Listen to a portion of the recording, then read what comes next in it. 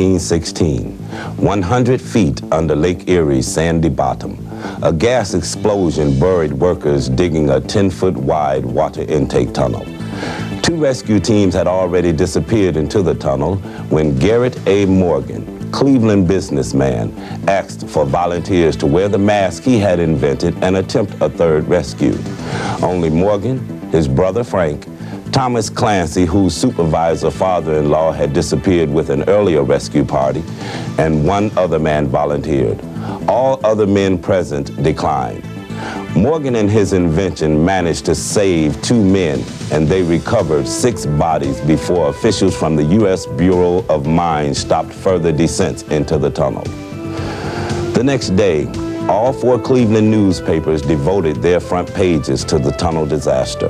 The Cleveland Press, the Plain Dealer, and the Leader merely mentioned the Morgan brothers as part of the rescue operations. Only the Cleveland News wrote in 1 line that G.A. and F.F. Morgan, Negroes, led the 3rd rescue party. The fact that this rescue party was also the one that had saved the lives of 2 men, including the project superintendent, was omitted. Yet when the city awarded the $500 Carnegie Hero Award to one of the rescuers, it went to Thomas Clancy, the project superintendent's son-in-law, not to Morgan, the man who had led the rescue and made it possible with his invention. After many years, the water filtration plant along Cleveland's West Shoreway now bears the name of this hero in the building of its water system.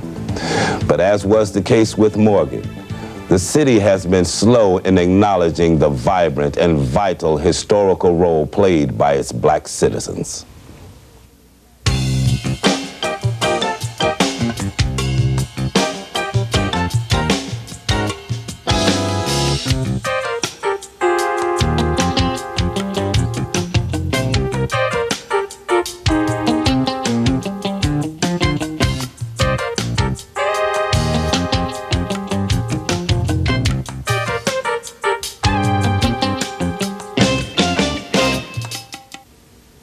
Black Americans have long been a part of Cleveland's history. Joseph Hodges, a black man married to an Indian in western New York State, guided Moses Cleveland, the city's founder, from Buffalo to Conneaut Creek on the Ohio-Pennsylvania border.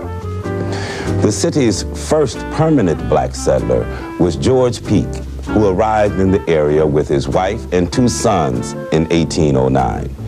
Peake became the West Side's first settler with the purchase of 103 acres of land in Lakewood. He was well liked by his neighbors because the hand mill he invented saved them hours of grinding grain into flour. Early conditions were not always easy for the area's black residents. Even though slavery was not permitted in Ohio, in 1804, the state passed a series of restrictions known as the Black Laws. These forbade blacks from voting or holding office, from testifying against whites in court, and from attending public schools. Blacks were required to pay a $500 bond before settling in the state and to file a certificate of freedom with the county clerk's office before accepting employment. Cleveland rather laxly enforced the certificate and bond filing, but it strictly followed the other laws. By the 1830s, however, attitudes in the Western Reserve had shifted enough that Cleveland became a stopping point on the Underground Railroad. Codenamed Hope, the city was the northernmost terminus for 7 routes followed by fleeing slaves. Citizens, both black and white, hid slaves, rowed them out to sailing ships on Lake Erie, and paid for their passage to Canada. During Cleveland's first years, free black families lived interspersed with white families, and though their numbers remained small, they were active. Newspapers reported the founding of a church in 1830 and a school in 1832. When a young men's club was founded in 1839, the Cleveland Herald praised the effort, saying, "The colored people of this city are not numerous, but are of the better class of free blacks. They are industrious, peaceable, intelligent, and ambitious of improvement. In 1838, Cuyahoga County reformers began a 12-year effort to repeal the black laws. They successfully prevented anti-black provisions from entering the 1851 Ohio Constitution.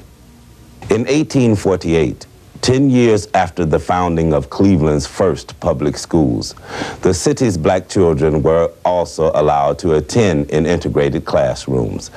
Segregation in theaters, restaurants, and hotels was infrequent. Area African Americans had greater access to skilled and unskilled jobs and were more prosperous than blacks in other northern cities. Cuyahoga County delegates promoted black suffrage in 1867, but they were defeated by voters from the rest of Ohio. During the 1860s, when Cleveland had a total population of 43,000, many area African Americans were forced to work as domestic servants. Others worked in lucrative personal service businesses such as barbering and tailoring. However, 1/3 of the city's 799 blacks were skilled workers. Some were able to accumulate substantial wealth. John Brown, a black barber who invested in real estate, left his heirs an estate worth $40,000. Alfred Greenbrier became known as a breeder of quality horses and cattle on his farm near Bridge Avenue. Madison Tilley was an excavating contractor who employed over 100 men. The success many blacks were able to achieve in Cleveland caused them, throughout the 19th century, to fight for integration rather than for separate black institutions. Because of this, Cleveland's black churches developed more slowly than in other northern cities. John Malvin, a free black from Virginia, moved to the city in 1831. He first worked as a cook on a Great Lakes sailing vessel, then bought his own ship, the Grampus, to bring limestone from Kelly's Island to Cleveland's iron ore smelters. In 1833, he helped to found the First Baptist Church on Public Square. When asked to choose which pews were to be set aside for the church's black members, Malvin fought back and won the first recorded battle against segregation in Cleveland. Other Clevelanders were former slaves with no taste for such a fight. After the ravages of slave life, with its history of broken families, they looked to the church as a source of stability. In 1830, 6 people chartered the St. John's African Methodist Episcopal Church. Services were held in private homes at first. Later, as the church gained members, it moved to various parts of the city. By 1908, the congregation had built a new church at East 40th and Central. The church that began with 6 ex-slaves today has members from all economic strata.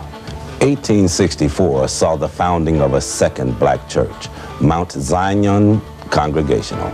Historically, this church has hosted many community services, including the city's first black Girl Scout troop, a day nursery, the Urban League of Cleveland's Street Academy, and Friendly Town. Many of the city's foremost black leaders and professionals have belonged to this church. Only 3 additional black churches were founded between 1865 and 1890.